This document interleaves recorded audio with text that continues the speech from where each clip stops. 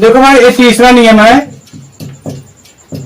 बीजगणितीय का। तीसरा नियम है जो बीजगणितीय विधि से हल करते हैं। पहला नियम हम प्रतिस्थापन विधि बता दिए, दूसरा नियम विलोपन विधि और तीसरा नियम हम देखते हैं वज्र गुणन विधि, खंड विधि।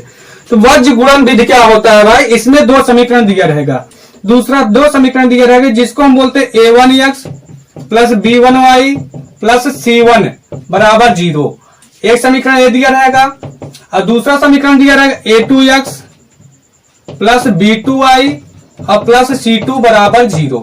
ऐसे समीकरण दिया रहेगा जो कि दो समीकरण होगा। तो इसमें क्या होता है भाई, x और y का मान निकालना होता है, x और y का वैल्यू निकालना होता है। तो हमको जब x का मान निकालना होता है तो हम यहाँ पर क्या करेंगे, x वाले को बंद कर देंगे। जब x का मान निकालना होता है भाई तो यहाँ पर x वाले को बंद करके y वाले को हम निकालते हैं। तो यहाँ पर देखो x का मान निकालना तो x वाले को बंद कर दिए। अब हम x का मान निकालने के लिए x वाले को बंद कर दिए और x बटे क्या हो जाएगा, इसका मान निकालना है भाई। x वाले को बंद कर दिए तो x ऊपर रहेगा, फिर बाकी अब गुणा होगा। अब b1 का गुणा c2 हो जाएगा तो यहाँ पर b1 गुणे c2 फिर माइनस हरदम लगेगा, फिर c1 गुणा b2 होगा, c1 गुणे b2। ठीक है, अब बराबर अब हमको किसका मान निकालना है भाई, y का। जब y का मान निकालना है तो y वाले को हम बंद कर देंगे। जब y वाले को बंद कर देंगे तो हम y को ऊपर रख देते हैं। तो y को ऊपर जब रखेंगे तो यहाँ पर क्या हो जाएगा, अब c1 गुणा a2 करेंगे। ए भाई देखो यहाँ पर ध्यान समझिएगा, जब हम x वाले को बंद किए तो b1 c2 फिर c1 b2 गया था, b1 c2 minus c1 b2 गया था। अब y वाले को बंद करें तो हम यहां से उठाएंगे क्योंकि b1 के बाद c1 आएगा ना कि a1 आएगा। तो c1 का गुणा a2 में होगा, तो तिरछे में गुणा होता है c1 गुणे a2 यानी c1 a2 माइनस फिर a1 c2 हो जाएगा। इसी प्रकार से अब हम क्या करते हैं भाई, अब हम अब c1 को बंद करेंगे। जब c1 को बंद करेंगे तो इसका गुणांक क्या बोलते हैं, c1 को बंद किए, जैसे यहाँ पर x को बंद किए तो x को ऊपर रखें, y को बंद किए तो y को रखें। अब इसको बंद करें तो इसका गुणांक मतलब इसका अचर पद है, इसके जगह हम क्या रखेंगे, 1 रखेंगे। 1 बटे हो जाएगा, इसके जगह हम 1 रखेंगे। अब 1 बटे हो जाएगा, अब इसका गुणा इसके c1 के बाद फिर a1 तो a1 गुणे b2 हो जाएगा।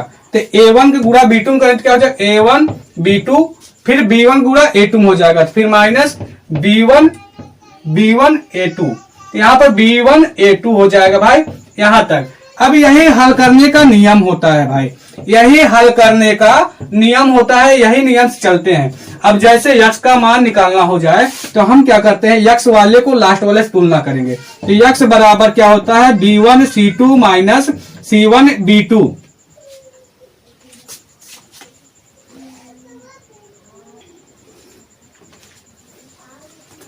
अब जैसे x वाले का मान निकालना होगा तो x वाले से लास्ट वाले से तुलना करेंगे। तो x बटे b1 c2 minus c1 b2। अब बराबर लास्ट वाला क्या है, 1 बटे a1 b2 minus b1 a2। तो x का मान निकालना, तो x वाले को रोकेंगे। अब ये भाग में उधर जाएगा, क्या हो जाएगा, गुणे में हो जाएगा। तो क्या हो जाएगा, b1 c2 minus c1 b2 बटे a1 b2 minus b1 a2। ये x का मान निकालने का सूत्र निकल जाएगा भाई, x का मान निकालने का सूत्र निकल जाएगा।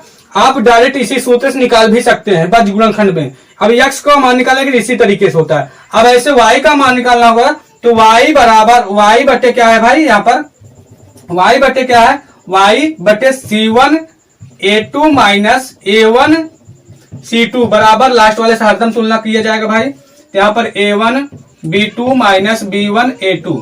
अब y का मान निकालने के लिए तो y को रोकेंगे, इस भाग में उधर जाएगा, गुणा हो जाएगा, 1 से गुणा करेंगे तो क्या हो जाएगा, c1 a2, यहाँ पर c1 है भाई, c1 a2 minus a1 c2 बटे a1 b2 minus b1 a2। ये y का मान निकलना है। तो y का मान निकलने की यही विधि अपनाएंगे। ठीक है भाई, तो देखो इसका तीसरा नियम भी हो गया। अब इस तीसरे नियम को इसी तरीके से हल करते हैं। तो इसी प्रकार अब इसका एग्जाम्पल लेकर हम हल करेंगे। तो इस नियम को उतारिए, अब इसका एग्जाम्पल इसके बाद तुरंत जस्ट बताते हैं। ठीक है, नोट कर लीजिए भाई। देखो भाई, इससे पहले अब हम इसका वज्र गुणन विधि का नियम बता दिए। अब इसका एग्जाम्पल देखते हैं। एग्जाम्पल क्या है, निम्न रैखिक समीकरण को वज्र गुणन विधि से हल ज्ञात कीजिए। ठीक है, अब इस हल को हल करेंगे तो इसको हम लिखते हैं भाई, देखो यहां से। अब हम यहां से क्या करेंगे, क्या लिखा है, पहला 2x प्लस वाई, 5 उस साइड है, इधर ले गए क्या हो जाएगा, -5y बराबर 0। समीकरण 1 हो गया। ऐसे इसको हम करेंगे तो क्या हो जाएगा भाई, 3x प्लस 2y, 8 उस साइड है, इधर लेके आए क्या हो जाएगा, -8 बराबर 0 हो गया, समीकरण 2। अब हमको x का मान निकालना है भाई, जैसे हम वहां पर हल किए थे, x का मान निकालना है तो x वाले को ऊपर, अब x वाले को क्या करेंगे भाई, बंद कर देंगे। जब हम इसको बंद कर देंगे तो y का गुणांक 1 है, 1 गुणा -8 हो जाएगा भाई, तो 1 गुणा -8 में तो क्या हो जाएगा, 1 गुणे, यहाँ पर 1 गुणे -8, फिर माइनस हरदम लगता है, फिर -5 गुणा 2 हो जाएगा, -5 गुणे 2 हो जाएगा। अब y का मान निकालना है भाई, तो y वाले को बंद कर देते हैं, ठीक है। जब y वाले को हम यहाँ पर बंद कर देंगे तो यहाँ पर देखो भाई y वाले को बंद कर दिए, अब y को ऊपर रखते हैं। जब y वाले को ऊपर रखेंगे तब -5 C1 का गुणा होगा ना, -5 गुणा 3 हो जाएगा, क्या हो जाएगा, -5 गुणे 3 हो जाएगा। इसको बराबर चिन्ह ठीक से हम लगाते हैं, -5 गुणे 3 हो जाएगा, फिर यहाँ पर माइनस लगता है, फिर 2 को गुणे -8 हो जाएगा, तो क्या हो जाएगा, 2 गुणे -8 हो जाएगा, ठीक है। अब हमको क्या किसका मान निकालना है भाई, अब लास्ट वाले को निकालेंगे तो लास्ट वाले का गुणांक, मतलब इसको हरदम 1 माना जाएगा। जब 1 माना जाएगा अब इसका गुणा 2 का गुणा 2 हो जाएगा, इसका गुणा इसका गुणा इसमें, तो 2 को गुणा 2 हो जाएगा, 2 गुणे 2, फिर लास्ट में हरदम माइनस, फिर 1 गुणा 3 हो जाएगा, y का गुणांक 1 है ना, 1 गुणे 3 या 3 गुणे 1।